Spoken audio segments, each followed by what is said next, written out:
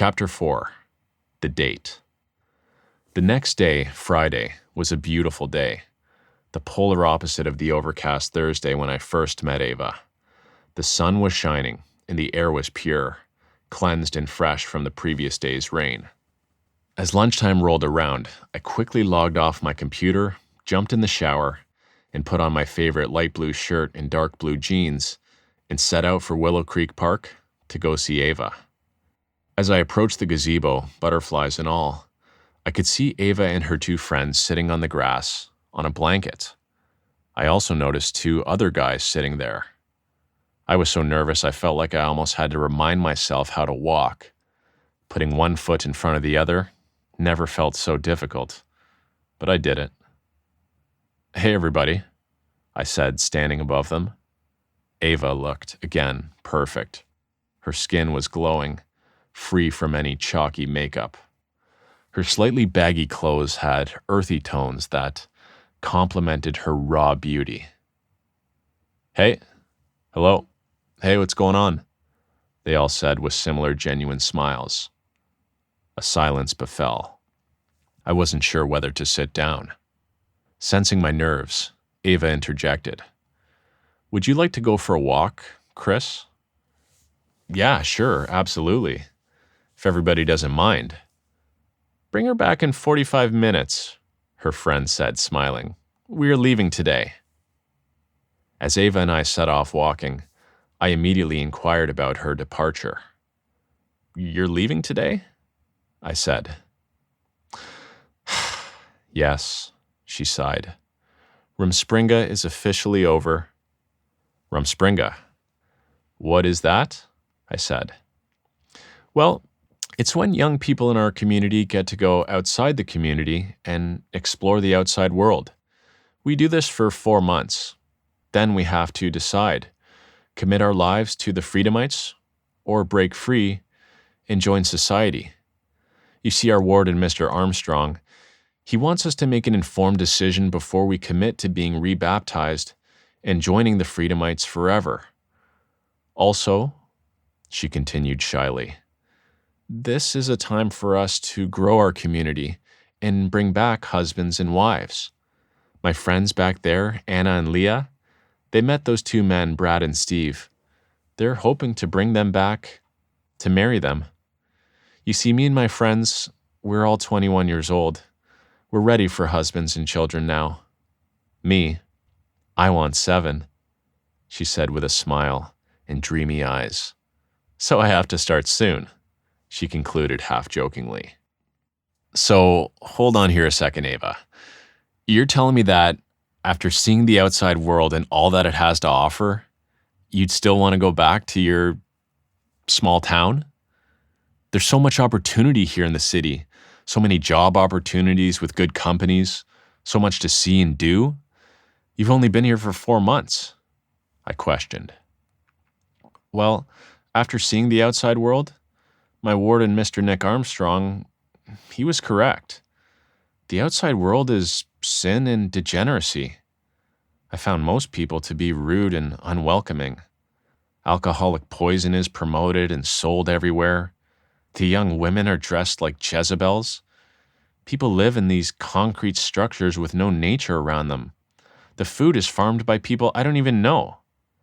It just feels chaotic. It's too loud, too much. Back home, it's a lot simpler. We take care of each other. We all work together, and we grow our own food. My friend and I have decided that we will return to our space and devote our lives to God and the Freedomite community." After her rant, I was silent, still processing and pondering everything that she had just said.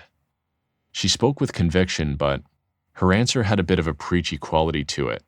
It almost sounded like someone else's words. Even so, everything she said kind of wasn't wrong. I never really considered it too deeply, but the world that I was used to and what was normal for me is actually kind of fucked. I also realized that in about 30 seconds of her ranting, Ava and I were entirely different on virtually every level. I was a city boy. She lived in a community of 600. I was addicted to technology and worked on a computer for a living, she could barely work a cell phone. She was clearly devoutly religious, talking about devoting her life to God. Again, I hadn't given God a second thought since Mark died. She wanted marriage and a huge family. I wasn't even close to thinking about marriage and kids. Yikes. I definitely don't want kids. Way too much work, way too much responsibility and sacrifice. Amidst all this processing, I realized that the silence had gone on for too long now, and I had to say something. While still completely dumbfounded and not knowing which question to ask first, I bumbled, geez, 7 kids? That's gonna be hard. Why so many? To please God, Ava said swiftly, as if this were something I should have known. When God created Adam and Eve, he told them the meaning of life: be fruitful and multiply, and be stewards of the earth. Children and stewardship mean continuity, and continuity is the meaning of life. She continued, I'll give life to as many as I can. 7 will be difficult, but without pain and sacrifice, we would have nothing. I had never in my life heard a girl speak like this, especially a 21-year-old. But Ava, isn't it nice to just get away from everyone and have your own space? You can get away from your family and, there's so many new people here that you can meet. Well, you see, Chris, I was an orphan before my warden took me in and saved me. And plus, I don't want to get away from my family. I love my community. Okay, Ava, what about this, though? You're so young. You're 21 years old. Don't you want to travel, experience things? Like when I was in my 20s, I went on a trip to Southeast Asia for 3 months. I had such a good time. I learned so much about myself. What did you learn about yourself? Ava asked curiously. I stopped and stood there like a complete idiot. When I said I learned so much about myself, it was really just the quintessential response when it came to millennial travel. I wasn't expecting it to be retorted. Thinking back on my trip, I really just drank, got a Thai massage, went to the beach, and tried to take cool pictures for my Instagram. There was no deep epiphany or meaningful self-discovery. Ava could tell that I was stumped and politely interjected. No offense, Chris, but I don't think going to Thailand is going to teach me anything that I don't already know about myself. I know who I am. I know what I want. Besides, a destination is irrelevant. The answers you seek are already within, Ava said, switching again to her preachy tone. Did your warden tell you that? I asked. Well, yes, Mr. Armstrong is our teacher, she replied protectively. I still had 100 questions for Ava, but she now began inquiring about my life. Enough about me. Tell me more about you, Chris. I was hesitant to speak about myself, mainly because there wasn't that much accomplished in my 30 years on the planet. But Ava didn't seem to care. Like I did with her, I think she sensed my kindness and my friendly demeanor. At least that's what I hope. And I think that was enough for her. I told her about my job, which she couldn't quite wrap her head around, but was fascinated that technology could do that. I told her about my family, the hope for the condo. I was reserved to reveal too much just because of how opposite we were. My reservations were squandered by Ava's next question, though. Chris, are you a Christian? Ava asked hopefully. This felt like a big moment. Yes, yeah, I am.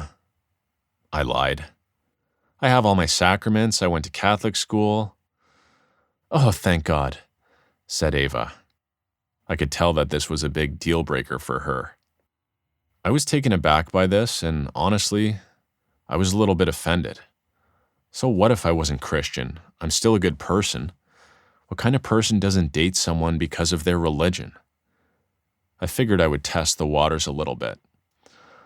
Although, Ava, When my best friend, Mark, when he died in a car crash, honestly, it was a real test of faith for me, I said, anxiously awaiting her response to this.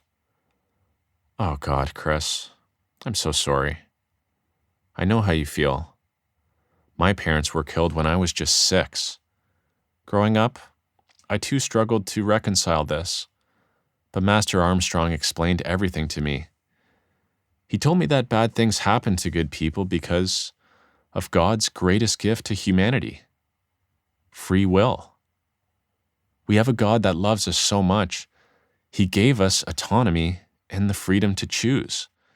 We're not blind, obedient robots wandering around aimlessly. Our God loves us so much, He lets us make our own choices. And unfortunately, that means some people choose to do bad things. Besides, Chris, this life, it's a mere test. It's not our ultimate destination. Was your friend Mark a good person? She asked sympathetically. The best, I said confidently. Then you will see your friend again in heaven. She sighed. I wish your friend Mark and my parents, I wish they'd been part of our community. In our community, there's no cars crashing, just horses. Free will. Bullshit, thought to myself. Isn't the overlord in the sky supposed to be looking out for us all? I mean, I guess if there is a heaven, Ava might be right. But I don't care what you tell me, there's no one on this planet, on this earth, that can prove that there is a real heaven. I needed a sign from God. I wasn't sold with Ava's explanation, but first dates weren't the best place to engage in deep, philosophical, religious debates. Plus, religion aside, I liked her. As we continued walking, we stopped by the gazebo where we first met. We walked inside to find a man sitting there by himself, looking out over the edge. As he noticed us, he smiled, and he went to leave, giving us the privacy he probably suspected we needed. As he went to leave, I noticed he left his phone on the gazebo bench. I quickly grabbed it. Excuse me, sir, your phone, I said, smiling. Oh, geez. Thank you so much, young man, he said graciously. Yeah, no worries. Have a good day. I gestured. I looked over to see Ava smiling. I smiled back. Ava, come check this out, I said, showing her that cool spot behind the gazebo where we could watch the fish run through the stream. As we stood there above the creek watching the fish, a comfortable silence emerged. Ava gently reached out and wrapped her finger around my hand. Her touch was light at first, testing my reaction.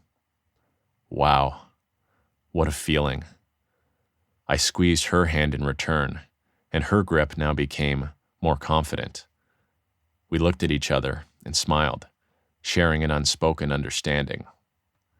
After Ava grabbed my hand, the initial nerves of the date, they seemed to just melt away. As we left the creek spot and continued on our walk, I felt connected. Our hands were interlocked, and we gradually became more and more comfortable in the closeness of one another. Whether Ava was the girl for me, I still wasn't for sure, but this was a nice moment. Chris, I know I have to leave today, and honestly, I don't want you to think I'm crazy, but I like you. Maybe I could bring you to my warden, and you could see about staying with the Freedomites? Ava, wow, listen, I know you haven't experienced a ton of the outside world, but if I'm being honest, this is all just very different for me, I said reservedly. Don't get me wrong, I like you too, I really do. I have a job, and I just can't leave and join a community. Chris, you have it all wrong, she said. You don't have to join. You can stay with us for a while, and then, just like my warden gave us a choice to leave, he will give you the same choice to stay or to leave. But there is one more thing, she said hesitantly. Here we go again, I thought, but by this point, I was accustomed to the shock after virtually everything she said. Any outside man that wants to enter our community, he must first go through Kratos, she said dubiously. Kratos? I asked. Training, she said. I can't really speak on it. In my community, the women don't participate in this. Mr. Armstrong just says that all outside men must be tested, and they must see the truth before they can enter. Ava, can I just think about this and get back to you tonight? I insisted. Of course, believe me, I understand this is all very sudden, but life is short. Life is sudden.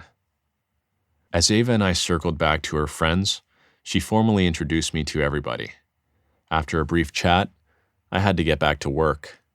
This time during our goodbye, Ava gave me a tight hug and a kiss on the cheek. Even though it was only for a few seconds, holding her in that tight hug felt really good. When I got home, I went right to work. Klein never showed up for the meeting. Even though my mind was on Ava, the autopilot in me jumped on YouTube and went to my favorite gaming channel. Right away, there was an ad beside the video that said, "Find beautiful Asian singles," with a beautiful Asian girl with ample cleavage showing. I closed the ad. When I finished work, I had time to seriously ponder Ava's proposition. I have a life here. I was so close to the condo, and if I go to this, I'm definitely going to miss out on some commission. And this girl Ava and her tribe or whatever they are, they could be batshit crazy for all I know. I mean, training before I can enter her community? What training? In what seemed like perfect timing, I caught a glimpse of myself in the mirror. 31 was now rapidly approaching, and it felt like I was just barely clinging on to my youth. I was putting on weight. I saw some gray hairs in my beard. The money I made, it was okay, but I wasn't happy with my job. My circle of friends was slowly getting smaller and smaller. Ava. Man, she was beautiful and moral. What's the worst that could happen? I could go down there, have an adventure, and at the very least, I could come back with an interesting story. I texted Ava. Ava, I hope you get this before you're back home. I thought about what you said, and yes, I would like to come see you and visit the community.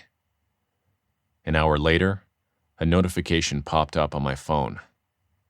This is Nick Armstrong, Warden of the Freedomites. I will speak to you on video call at 5 a.m. tomorrow morning. If you're serious about coming, don't be late.